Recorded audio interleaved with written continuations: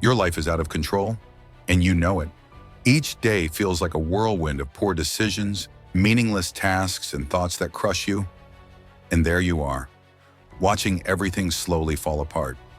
Chaos is winning, and if you don't act today, tomorrow might be too late. Are you really going to keep letting disorder make decisions for you? Enough with the excuses. This video isn't here to entertain you, it's a warning. If you don't take charge of your life, chaos will destroy it from within. Today I'm going to share with you 12 raw, firm, stoic lessons that have changed lives and can change yours, if you're willing to face yourself. Because yes, the problem is you, in what you tolerate, in what you delay, in what you choose to ignore. But the solution, it's also in you. The Stoics knew this well. A mind without order becomes fertile ground for fear, anxiety, and destruction. Today, you're going to look in the mirror without lies. Today, you take back control. Or would you rather keep falling? Before we begin, let me tell you Nico's story. Sometimes getting lost within yourself is the only way to find what you've been avoiding for years. Nico was 33, and for a while he'd felt like his life was a box full of pieces that didn't fit. He dropped out of 3-degree programs, started 5 different projects, had partners who told him, "I don't know what you want, but I'm not going to wait around for you to figure it out." And he always replied the same, "I'm working on it." But the process never ended. His room was full of half-read books, notebooks with unfinished goals and plans for when I get clear. But clarity never came. Chaos wasn't a phase. It had become his default. When his grandfather passed, Nico inherited an old, dusty, memory-filled house. He thought, "This is my chance. I'll move in, get organized. This time, I'll figure things out." But as soon as he stepped inside, he noticed the house had the same problem he did. Locked rooms, corners no one wanted to touch. During the first month, he tried to clean everything. No order, no plan. He moved from room to room, shifting boxes, opening drawers, creating even more mess. He promised himself, "On Monday, I'll start fresh." But Monday never came. Just more days, more frustration, more silence. Until one early morning, after a week of barely sleeping, he woke up disoriented. He stepped out of his room for some water and wandered into a room he didn't remember seeing before. The door slammed shut. He was trapped. No light, no phone, no clock, just him and the sound of his own breathing. And there, in the dark, something unexpected happened. For the first time in a long while, he couldn't distract himself. No tabs to open, no scroll to make, no excuses. Just him, sitting on the floor, feeling everything he had avoided crashing down on him. That's when he realized it wasn't the house that was disorganized. It was him. His life was full of doors he'd never opened, decisions he avoided, relationships he kept saying, "I'll deal with later." And the hardest truth? He'd spent years decorating the chaos, just so he wouldn't have to face it. When he finally got the door open, after hours, he didn't feel relief. He felt shame, but also something new, clarity. He couldn't keep living like that. That same afternoon, digging through his grandfather's toolboxes, he found an old notebook. One sentence was underlined over and over. "Do not waste what remains of your life in guesses. Take care to straighten out your soul." It was from Marcus Aurelius. And that's when everything clicked. He didn't need another fresh start. He needed to decide, to choose a direction, to take action, even if he wasn't completely sure. Because if he didn't create order within, his outer world would always reflect the same chaos. Since then, Nico didn't change everything overnight, but he did the bravest thing. He started closing doors, saying, "This stops here." He didn't just clean the house. He organized his energy, his time, his focus. And every morning before doing anything else, he asked himself, "Today, am I going to hide the chaos or face it?" He still lives in the same house, but he's no longer trapped. He lives with direction. Because when you decide to stare your disorder in the eyes, order begins on its own. Lesson 1, this depends on you.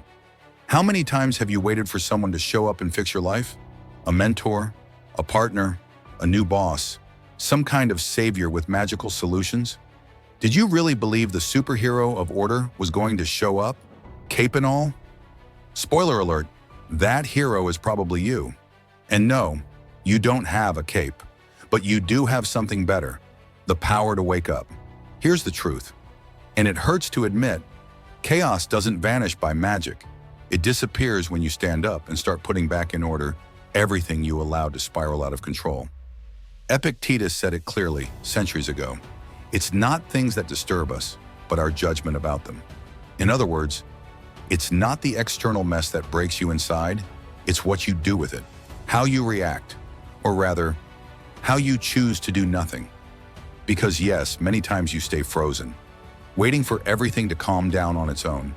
But the only thing that passes is time, and with it, your energy, your clarity, your focus. Now imagine this. You wake up, phone in hand, snooze the alarm 5 times. You're already late. But it's fine, you tell yourself. Instead of getting up, you scroll through 20 minutes of short videos you won't remember. Coffee, half done, no breakfast. Your inbox is exploding, but you ignore it. There's an important email you should answer, but you'll do it later. The task list looks just like yesterday. Laundry still unfolded, ideas still unexecuted, and you're still waiting for that spark of clarity that never comes. And the worst part, it's not just a bad day. It's your Tuesday, and your Wednesday, and your Thursday. Everything stays the same. Not because life is cruel, but because you haven't done anything different. Waking up is your job. No one's going to shake your shoulders and force you to change. As Luis Muñoz, psychologist and host of the podcast Entiende tu Mente, says, it all starts when you take emotional self-responsibility. You're probably wondering, what does that even mean? It means stop looking for someone to blame. Start looking inside. It means that every time you procrastinate, stay quiet, or give up, you're choosing to let chaos stay instead of confronting it. And if you want to wake up but don't know where to start, you don't need a 10-step plan or a fancy planner. Just 3 simple actions. Put your alarm far from your bed so you can't turn it off without getting up. It sounds silly, but that first movement tells your brain, today I move. Today I don't let the day drag me. Before touching your phone, write down 3 things that depend on you today. Here are some ideas. Today I'll cook at home. Today I'll read something that inspires me for 20 minutes. Today I'll take one shirt from that laundry pile and put it where it belongs. Simple things, but your things? Even if all you can do is write, today I'll breathe without checking my phone for half an hour. That's enough. The important thing is you choose it, not the chaos. At the end of the day, stop for a second and look in the mirror. Ask yourself out loud, what did I do today that was truly my decision, not just a reaction? If you can name even one thing, you've already started building order. If not, don't blame yourself, but don't let tomorrow catch you off guard again. As the quote says, being aware of your power to choose is the first step toward change. And that quote, my friend, is the heart of everything we're talking about. Chaos doesn't disappear just because you want it to. It disappears when you commit to order, when you stop making excuses and start moving, even just an inch a day. This depends on you. Lesson 2, your time reveals who you're becoming. Your schedule is like the playlist playing in the background of your day. Sometimes you choose it carefully, but other times you just hit play on whatever shows up.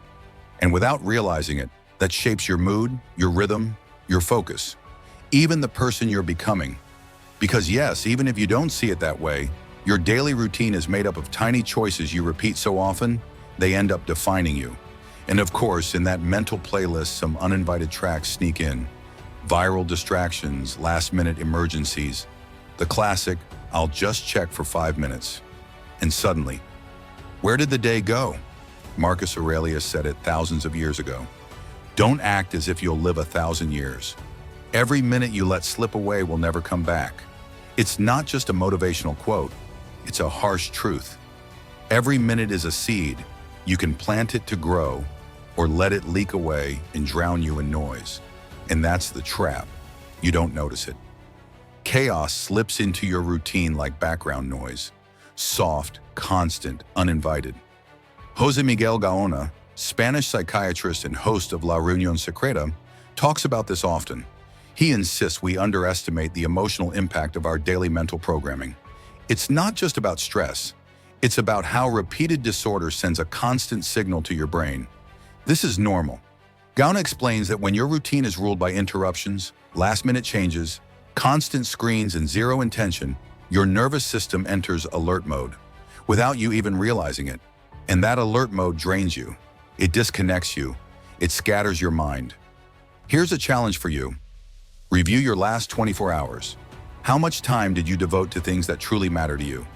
And how much to funny videos, useless notifications, or conversations you don't even remember? Let me share something personal. One Sunday afternoon, I opened my phone's screen time report. I thought maybe 2 hours, 3 at most. But guess what? 6.5 hours in one day. But the worst part wasn't the number. It was where the time went. 1.5 hours on social media, nearly an hour on news, almost a full hour on shopping apps. And the one thing I really wanted to do, I hadn't even started. So I set a 30-minute time limit on certain apps. After that, I couldn't open them anymore. Surprise, I started focusing better. I felt calmer, more present, even slept better. Because your mind, like your home, needs silence to get organized. Try it. Seriously, even just as an experiment. Because when you start setting limits, chaos gets nervous. Suddenly, you're focused. You get more done. And you end the day without feeling drained. And if it doesn't work for you, no problem. Come back to the comments and blame me. I'll take the heat publicly. You can also try something else. Create no phone zones in your day. I call mine breathing hour. No notifications, no calls, no emails. Just a quiet meal, a walk, or even nothing. Believe me, that space becomes gold. And next time a plan shows up that pulls you off course, ask yourself, is this vital or just viral? Am I doing it because it matters? Because I got swept up in the moment? Because not everything that pops up deserves a space in your day. Your time is your canvas. Are you going to let others paint all over it? Disorder doesn't vanish on its own. It disappears when you make clear decisions and give structure to your day. Because when you don't choose life, life chooses for you, and it almost never gets it right. So tell me in the comments, what useless or time-wasting activity are you cutting from your life starting today? Your answer might help someone else in this community. Lesson 3, start and end your day with intention. Did you know that what you do first thing in the morning can change your entire day? It's not an exaggeration. It's like starting a machine. If you give it the wrong command, everything else gets misaligned. And the same goes for the end of your day. If you close your day in chaos, with noise, screens, and tasks buzzing in your head, the next morning will probably start the same, or worse. And just like that, chaos builds up day after day until your routine no longer belongs to you. And you don't even notice you stop choosing how to live. And yes, my friend, if the first thing you grab in the morning is your phone, your brain's already gone off partying without you. You're still lying in bed, and within seconds, you've already been hit with 5 messages, 3 negative headlines, 2 reels, and 1 random notification you don't even know why you got. There's no way to start the day with intention like that. Marcus Aurelius knew this. That's why each morning he reminded himself what he'd face out there. Selfish people, ungrateful people, chaos. He did it so he wouldn't be caught off guard, so the day wouldn't shake him unexpectedly. Because waking up isn't neutral. Either you take the wheel or the noise does. And the same goes for how you close your day. How are you ending your nights? If you fall asleep watching pointless videos with your phone in hand, or mentally replaying everything you didn't do, hating yourself for it, then you're planting anxiety for the next day. Here's a typical scenario. You go to bed at midnight after bouncing from app to app. You feel like you didn't do what you meant to. There's a weird sensation, like dirty exhaustion, and the only thing you do is turn off the light, hoping sleep takes mercy. But what comes is a racing mind. You wake up late, and the cycle begins again. That's how a life without structure is built, minute by minute, in the tiniest, most ordinary things. But it doesn't have to be like that. If you want to build order in your life, start where it grows in your mornings and your nights. Here's how. First, when your alarm goes off, sit up and say softly, "There is a plan today." Even if you don't feel it, it's a reminder to your mind you're not drifting. Second, before touching your phone, write down one objective using just 3 words that define your morning. For example, calm, focus, presence, or determination, energy, gratitude. Write it, say it out loud. Even if you don't fully live up to it, you're aligning with something higher than chaos. Third, at night, before turning everything off, take just 1 minute to close your day with gratitude, even if it was a Monday and you spilled your coffee. If you don't know where to start, here are a few questions you can answer mentally or write down. What was the best part of my day? What small detail made me smile? What did I learn today, even in chaos? Who surprised me with a kind gesture? Don't fall asleep with noise. Close your day with intention, even if it's just with one kind sentence to yourself. Because in the end, if you give your first and last minutes to chaos, you can't complain when chaos gives you its day in return. Order begins when you choose the moment to take the wheel, and there's no moment more yours than when you open your eyes and when you close them. Lesson 4. Your environment reveals you. Does your room look like one of those before and after ads, but stuck in the before? Be honest. Sometimes you don't need to look inside your head to know something's off. Just open the door to your room. If you're stepping over clothes on the floor, if there's a half-dry mug on your nightstand, if your chair has disappeared under a pile of, "I'll wear that later," chances are there's no plan pulling you upward. But it's not just about aesthetics. It's about your mind. When your environment is messy, your energy gets messy too. Seneca would probably throw his hands in the air if he saw your desk with 3 chargers, 6 pens that don't work, and a pile of papers topped with Post-its from 6 months ago. I don't know what his house looked like, but I do know his philosophy: direct, orderly, clear. Poverty doesn't lie in a lack of possessions, he said, but in disordered desires. And if you think about it, much of the clutter around you comes from the same place: accumulation without intention, stuff you keep just in case, papers you avoid looking at, clothes you don't wear but can't let go of. It's the same with your emotions, your decisions, your relationships. You postpone everything, and while you wait, chaos settles in. Not long ago, I heard a story on the Megabio podcast. A woman felt completely disconnected. She couldn't focus. She never finished what she started. Every morning she woke up feeling like she was running behind, as if her life were a never-ending to-do list. But instead of starting therapy or some major life change, they gave her a surprising suggestion. Start by organizing your physical space. That's it. She began in the kitchen, threw out expired food, cleaned the shelves, kept only what mattered. The next week, she did the same with her desk. What seemed like a small task became a turning point. She started thinking more clearly, feeling less overwhelmed. Because yes, when you clear what's outside, you begin to clear what's inside too. Now think about your desk right now. Can you work there without moving anything? Does it give you peace, or does it give you anxiety? If the answer is anxiety, here's your challenge. Pick one small corner. Your nightstand, your backpack, the drawer where you toss everything, empty it completely. Yes, I know what you're thinking. Ugh, what a hassle. But remember, chaos doesn't leave on its own. Didn't you say you wanted your energy back?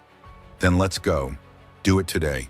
Leave only what serves you, what adds to your life, what reminds you that you are in control. Here's another quick one. Pick one piece of clothing you no longer wear. One that's just sitting there out of habit, not need. Donate it. Don't think twice just do it. It's not about fashion. It's about telling your brain, I choose what stays in my life. Now imagine this. Each morning you walk into your room and everything's in place. Not perfect, not empty, but clear. No visual clutter, no extra weight. Know what you'd feel? Lightness. Because when you create space on the outside, your mind breathes too. It's a domino effect. You organize one corner, you feel capable. You organize another, you regain energy. And without realizing it, you've changed the rhythm of your day. The first step isn't throwing everything out. It's choosing to keep only what truly adds value. What reminds you, yes, I can choose. Yes, I have control. Chaos doesn't rule here anymore. So if you're in, leave your commitment in the comments. Today I clean my space. I organize my mind. Because that's where it all begins. Lesson 5. If you don't plan, you shut down. Imagine boarding a ship with no compass. At first it sounds exciting, right? Sailing without direction, letting the wind decide, living the adventure. But soon the sea gets rough. You lose track of time. You don't know if you're going in circles or somewhere at all. And the worst part, you feel seasick, exhausted, and you don't even know why. That's what living without a plan feels like. It's not freedom. It's chaos in disguise, spontaneity covering up disconnection. And yes, my friend, when chaos takes over and there's no clear direction, you don't just get lost, you shut down. Epictetus said it clearly. Men are not disturbed by things, but by the views they take of them. So what does that mean here? The real distress doesn't come from the outside world, but from how you perceive your life when you don't know where it's headed. If everything feels chaotic, it's probably because there's no clear purpose behind what you do. And that, in many cases, is because you haven't taken the time to plan. Picture this. It's Saturday night. You have no plans for tomorrow. You open Instagram. Everyone seems to be doing something amazing. You switch apps, check your chats, scroll through memes. You find a motivational video promising your life will change on Monday. And you sigh, phone in hand, and say, tomorrow I'll start for real. But you won't. Because without direction, tomorrow is just another copy of today. And no, you don't have to plan your entire year or fill a notebook with fancy goals. Sometimes it's enough to just pause and ask, what do I want to build this week? Paul Perez, psychologist and speaker, recommends starting with one simple, realistic goal. Nothing like, I'll change my entire life. Something honest like, this week I'll wake up 30 minutes earlier to have time for myself. I'll cook at home 3 days in a row. What matters isn't how big it is, but that it's concrete and doable. Because every small goal you accomplish sends a signal to your mind. Yes, I can move forward. Here's a powerful exercise. Write this question in your journal. Does this bring me closer to the me I want to be next year, or keep me exactly where I am? You don't need a long answer. Sometimes a yes or no is enough to start making better decisions.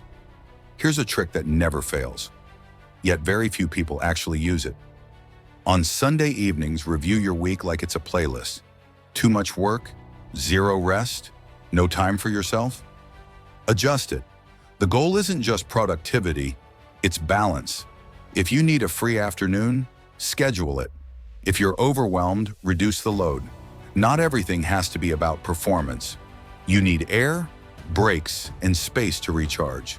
Because a good plan won't guarantee reaching the perfect destination, but it will keep you from staying stuck, wondering why you're so tired. It's like a rudder in the middle of the sea. Maybe the storm will come. Maybe you won't sail in a straight line, but at least you'll know where you're headed. Chaos doesn't organize itself with wishful thinking. It organizes with structure, action, and real plans you can sustain day by day. So tell me, are you going to keep floating aimlessly? Or will you start designing your path? Lesson 6. What are you planting in your mind? Have you ever ended the day with your mind exhausted, as if you'd solved 100 problems, run a marathon, and written a thesis? But in reality, you barely did anything? Have you felt like you just can't think straight? Like everything overwhelms you, like your brain just can't take it anymore? What if I told you the problem isn't what you did, but what you're letting into your mind? Because my friend, this isn't just about what you do. It's about what you consume, what your eyes see, what your ears hear, what your attention absorbs. Epictetus said, what belongs to others is not yours. And that includes other people's opinions, their conflicts, their noise, the endless stream of distractions you didn't ask for, but let in anyway. Recently, I heard psychiatrist Marian Rojas Estapa say something powerful. Protecting what you allow into your mind isn't a luxury, it's a basic need. And she's right. Because every time you let your mind get filled with outside noise, you lose space for what truly matters: your ideas, your peace, your focus. I'm sure it's happened to you. You say, "I'll just check Instagram for 5 minutes." Then you look at the clock and an hour has passed. Not only did you not rest, now you feel more anxious, more drained, more irritable. You saw 3 people travel, 5 people hit the gym, 7 people saying their life is amazing, and you just wanted to disconnect, but walk away feeling like you're falling behind. Your head says nothing, but inside it's screaming, "What is going on?" You're scattered, unfocused, you compare, and worst of all, you don't even notice when it started. It happened to me with TikTok. I'd use it for a quick 5-minute break. That always turned into 40. One day I deleted it, just for a week, nothing drastic. I replaced it with a light book. Nothing heavy, just something to read at night without overwhelming myself. By day 3, I realized I was sleeping better. I had more patience. My mood changed, not because I was doing more, but because my mind finally had silence. So, you want to take back control of your life? Here are 3 simple steps. 1. Clean up your digital world. Yes, now. Unfollow any accounts that trigger comparison, noise, or unnecessary drama. That influencer who makes you feel not good enough? Gone. That news page that gives you a tight chest every day? Outside, cut the noise. 2. Create screen-free spaces in your day. Non-negotiable. It could be during lunch, 30 minutes before bed, or right when you get home. No phones, no screens. Just you, your mind, and the present moment. Your nervous system will thank you. Set a rule. For every 10 minutes on social media, spend 5 minutes doing something that nourishes your mind. Read a page from a good book. Write down an idea. Look out the window and breathe. You don't need to live in a cave, but you do deserve moments untouched by constant noise. Because behind every notification, there's not value. There's manipulation of your attention. You choose. Will you keep planting noise or start cultivating clarity? This isn't about being perfect. It's about starting to choose better. Now tell me in the comments, what will you stop consuming today to give your mind more space? We're here to support you, to hear you, and to grow together. Lesson 7. If it doesn't add value, don't let it create chaos. Let me share something personal. There was a time when I tried to be the free therapist for 2 people in my life. Always available, always listening, always trying to cheer them up. Even though inside I was falling apart myself. One day after a particularly intense call, I hung up and just sat there in silence. I couldn't understand why I felt so drained.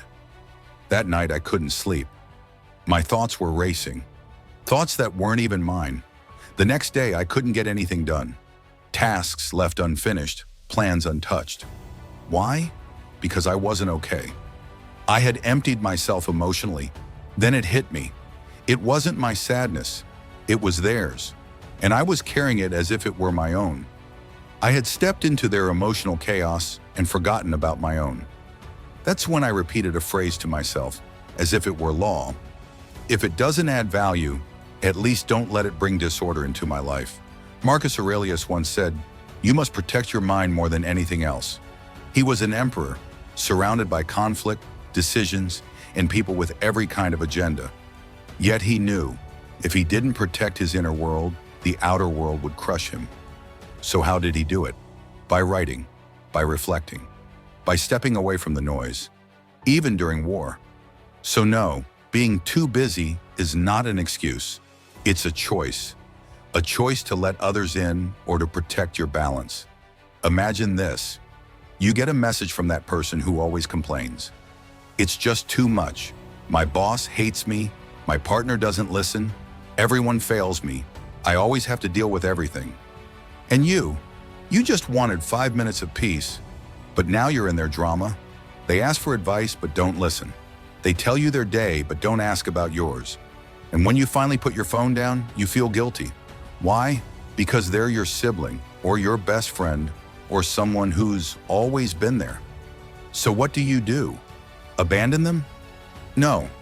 But here's what you can do. Because one thing is clear. If it doesn't add value, at least don't let it disorganize your life.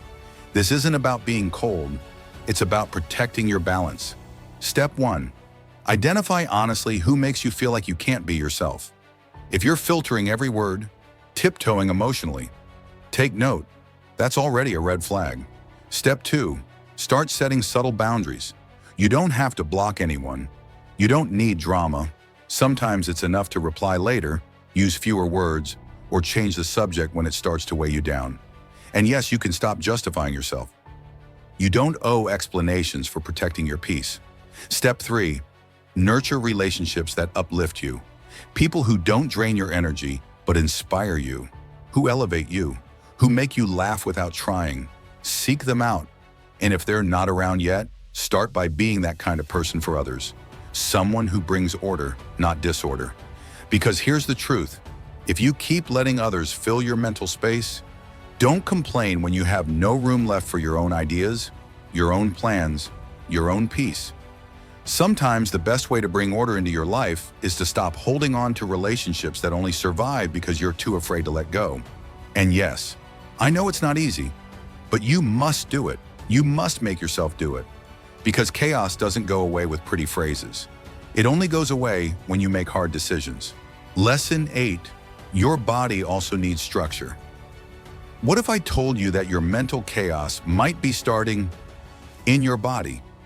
Yes, right there. Your body has been screaming for a while that something's wrong, but you keep ignoring it, as if it were just another notification you can swipe away. You wake up and hear that familiar crack in your hips. Your back says, "Hey, that lumbar pain is back, and you didn't even do anything."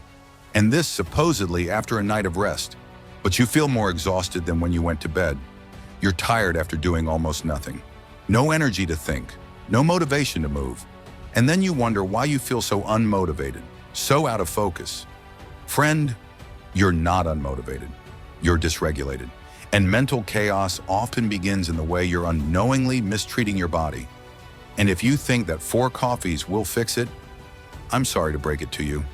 You can't have clarity with 4 coffees, 2 hours of sleep, and 0 movement. That's like expecting your computer to work with a disconnected cable and a broken screen. It's not going to happen. Science confirms this. Psychologist Nerea Sanchez, who specializes in somatization, puts it simply: what you don't process with your mind, your body ends up expressing. In other words, everything you suppress, avoid, postpone, or ignore comes out eventually, in the form of insomnia, migraines, muscle tension, or that deep fatigue that even 10 hours of sleep can't fix. Because your body's not separate from your mind, it's part of you. And if you abandon it, everything falls out of sync. So, do you want to start recovering your balance? To bring some order back to your mind? Then here's a simple challenge. Tomorrow morning, the moment you wake up, walk for 10 minutes. No phone, no music, just you and your steps. It's not for exercise, it's so your mind and body can reconnect, say good morning again. Because something activates inside you when you move. A quiet clarity that anchors you. And yes, it won't be easy the first few days, but you have to force yourself. Mental order doesn't come from inspiration, it comes from movement. Another powerful shift: eat dinner earlier. Your body isn't made to digest a heavy meal at 11 p.m. Do it as an act of respect. And then, go to bed at the same time every night. Even if you feel productive late at night, that's not productivity, it's biological confusion. Your mind needs routines. Your body needs cycles, not improvisation. Because when your body knows what to expect, your mind can stop living in constant alert. Always remember this quote from Marcus Aurelius: "The soul becomes dyed with the color of your thoughts." And your thoughts? They don't come from nowhere. They're shaped by your energy, your rest, your physical state. If you want clarity, you need to care for what sustains that clarity. Your body. It's not an accessory. It's your structure. And without structure, the only thing that grows is chaos. So next time you feel like everything's going wrong, don't start by blaming yourself. Start by observing, how are you treating your body? Because maybe, just maybe, the lack of order isn't in your plans. It's in how you're holding yourself up to live them. Lesson 9. Your finances are screaming what you don't want to see. Do you ever feel afraid to check your bank account? Like it's a toxic ex? You know what you'll see isn't good, but there you are, tapping the app as if maybe, just maybe, the numbers will magically change. And still, you keep spending like you're an emotional millionaire. As if that overpriced coffee, that shirt you didn't need, or that takeout order will somehow fix the emptiness you feel at the end of the day. Let me tell you this.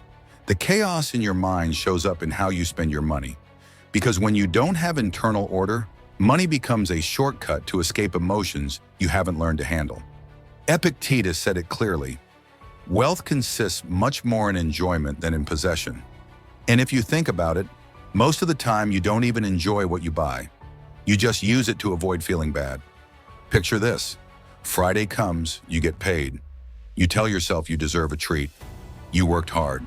So you go out to dinner, buy something new, grab a few drinks, spend a little here, a little there. But then Monday shows up, and with it, anxiety. You open your banking app and surprise, you're in the red, again. It's not just a financial issue, it's a mental one. Chaos is sitting on the throne of your mind. And what happens? You start living in survival mode. Stress, panic, guilt, it all piles up. But listen, this isn't about blaming yourself. I get it. Most of us were never taught how to manage our money. No one explained how our emotions control every cent we spend. That's why today I want to talk to you about something powerful. Emotional financial intelligence. Relax. I'm not saying you need to invest in stocks or open a Swiss bank account. This is about understanding why you spend the way you do and using that awareness to bring order into your life. First step, track everything you spend for 1 week. Everything, even if it makes you cringe. Especially write down the emotional reasons. The I deserve this at 5 p.m. The I need something sweet on Sunday. The I'm ordering in because I can't deal today. Write it all, no filters. At the end of the week, read it like it's someone else's story. You'll see things you never noticed. Second step, before every purchase, ask yourself, do I need this? Or am I trying not to feel something today? Be honest, because if it's the second, then what you need isn't that item, it's to listen to yourself. Third step, create a conscious self-care budget. This isn't about not spending, it's about spending with intention. If you want to treat yourself, great. But let it be a decision, not an impulse. Choose how much of your money will go to nourishing yourself, enjoying life, investing in your growth, and stick to it like it's a promise to your future self. Because in the end, money doesn't give you freedom. The way you use it does. When you bring order to your finances, your mind breathes, chaos calms, clarity appears, and suddenly you're building from a much stronger place. Now tell me, what financial habit are you willing to change starting today? Leave it in the comments. Nobody here will judge you. We're all growing together. And if you want to declare it out loud, I, Stoic, choose to spend with intention. Lesson 10, technology won't slow down for you. If you look at your phone more than at your own reflection, we have a problem. And no, I'm not exaggerating. You know the color of every app icon, but you can't remember the last time you looked out a window without a screen in the way.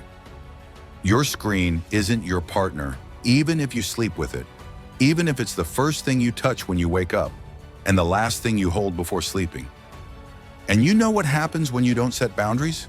Technology starts making decisions for you, and without even realizing it, your time, your attention, and even your inner peace no longer belong to you. Marcus Aurelius said it with brutal clarity. The perfection of character consists in living each day as if it were your last, without apathy or distraction. Now tell me, how are you going to live intentionally if your first impulse every morning is to open Instagram, then WhatsApp, then TikTok? And by the time you come back to yourself, you've already lost 30 minutes and haven't done anything that matters. You're handing over the most valuable thing you have, your attention, to whoever screams the loudest. And when your attention no longer belongs to you, your life starts moving to someone else's rhythm. That's not an ordered life, that's autopilot. In the podcast Entiende tu mente, there's an episode on digital disconnection that hits the nail on the head. It's not enough to just use your phone less. You need to stop, truly stop, because your brain needs silence to think, to create, to find meaning. And no, I'm not being mystical. This is biological. As long as you're surrounded by screens, notifications, and infinite scrolling, chaos will hold the reins of your life. So I challenge you to go one step further. We've already talked about limiting apps or setting screen time boundaries. Now I want you to try this. Do a digital retreat. No, you don't have to fly to the Himalayas. You can do it for one day right at home. But do it properly. Turn off your phone completely, warn whoever you need to warn, and then disappear digitally. Yes, disappear. No social media, no messages, no videos. Just you, your real life, your actual presence. Spend that time walking, reading, writing, cooking without rushing. Even just being bored, because in boredom, clarity is born. And if it's hard for you, add a little humor. Rename your phone in your contacts as Time Thief. So every time you pick it up, you'll see it written there. Time Thief. You again? Look at it with suspicion, because let's be honest, you treat it like an ally, but often it's your enemy. When you start reclaiming your attention, everything changes. You don't just gain time, you gain energy, focus, connection. You stop reacting like a robot to every buzz and ping, and instead, you start choosing from a place of calm, from who you really want to be, and that's when chaos starts to lose power. Remember this always. If you don't master your technology, someone else will master your attention, and your attention is the doorway to your mind. So, dare to unplug. Force yourself to disconnect, at least once.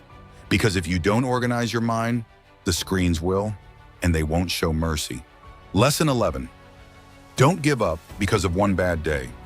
Sometimes we think everything's ruined because we stumbled. We believe that if today went wrong, then nothing matters anymore. But let me share something I heard years ago. One of those stories that sticks with you, because without realizing it, it's talking about you.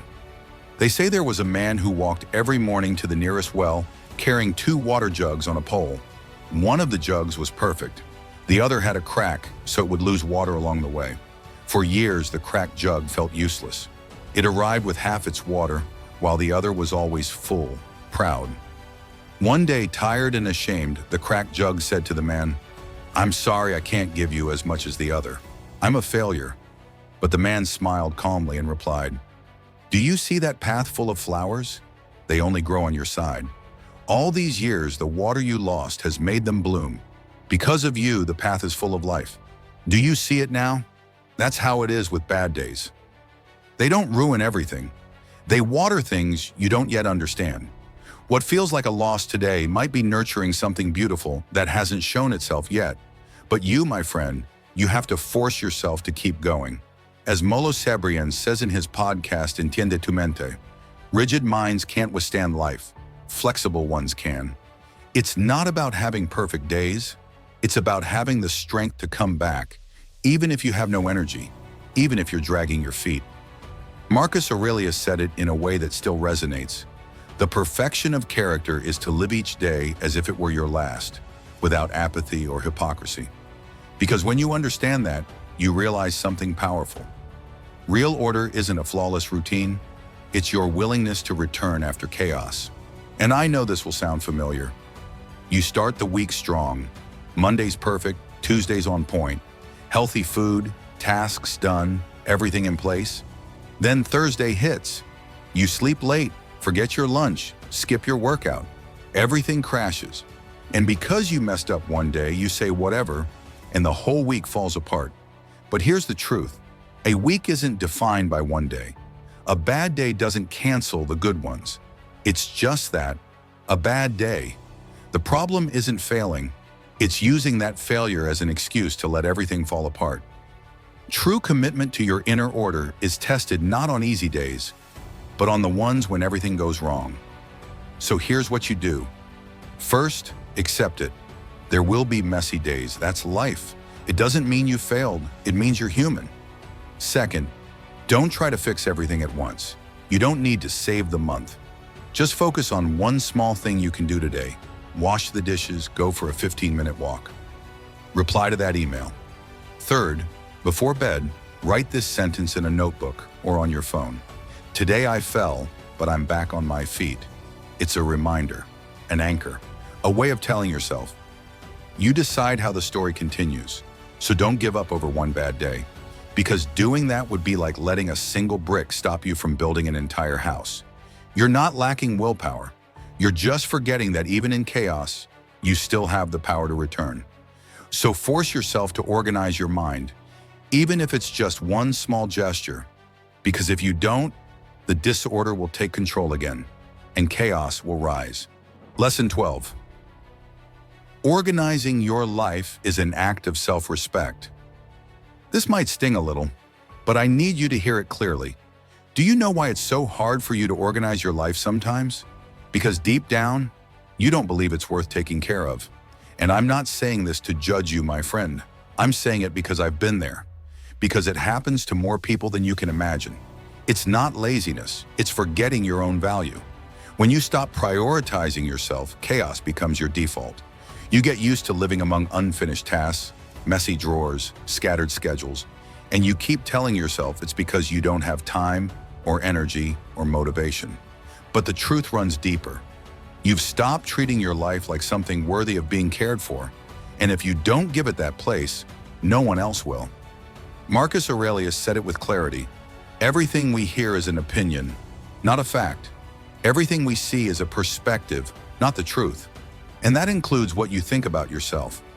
Because when you believe you're not worthy of peace or order or structure, you unconsciously keep choosing chaos. You let disorder make decisions for you. My mindset began to change the day I stopped thinking of order as just productivity. For years, I saw everything like a checklist, something I had to do to be more efficient. But one day, exhausted, I stood in front of a sink full of dirty dishes and thought, I'm not doing this just to get it done.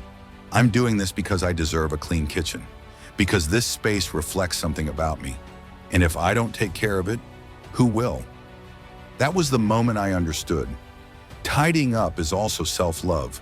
Caring for your environment is a way of telling yourself, you matter. As Veronica Bloom said in a recent interview, I tidy up because my mental peace also deserves a beautiful place. She didn't say it like an Instagram quote.